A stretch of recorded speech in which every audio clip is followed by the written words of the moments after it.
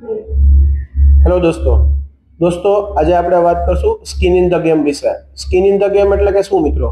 કે કોઈ પણ વસ્તુ હોય એમાં તમે પોતે જ ન હોય તો શું કામનું? દાખલા તરીકે મ્યુચ્યુઅલ ફંડમાં હું રોકાણ તો કરું છું, પણ મારું જ મ્યુચ્યુઅલ ફંડમાં વધારે ઇન્વેસ્ટમેન્ટ ન હોય તો શું કામનું? તો આના ઉપર હું તમને એક સ્ટોરી સંભળાવીશ કે ઝાંસીની રાણી લક્ષ્મીબાઈ જ્યારે એ યુદ્ધ લડતી હોય ત્યારે યુદ્ધમાં કેવું હોય દોસ્તો કે ઝાંસીની રાણી છે એ લક્ષ્મીબાઈ છે પહેલા બધાની આગળ ઊભી હોય છે અને પાછળ છે એના બધા સૈનિક ઊભા હોય છે।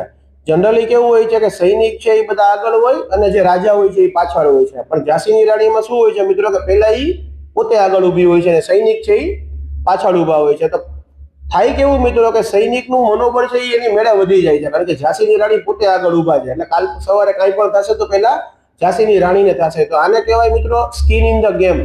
તો મ્યુચ્યુઅલ ફંડમાં મારા બધા પૈસા છે ને મિત્રો એ અહીંયા મ્યુચ્યુઅલ ફંડમાં જ લગાવેલા છે છેલ્લા 13-14 વર્ષથી।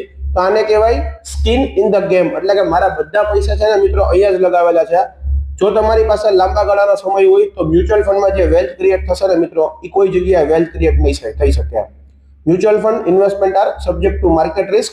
Please read all scheme related document carefully before investing. SIP કરો, જલસા કરો। Thank you.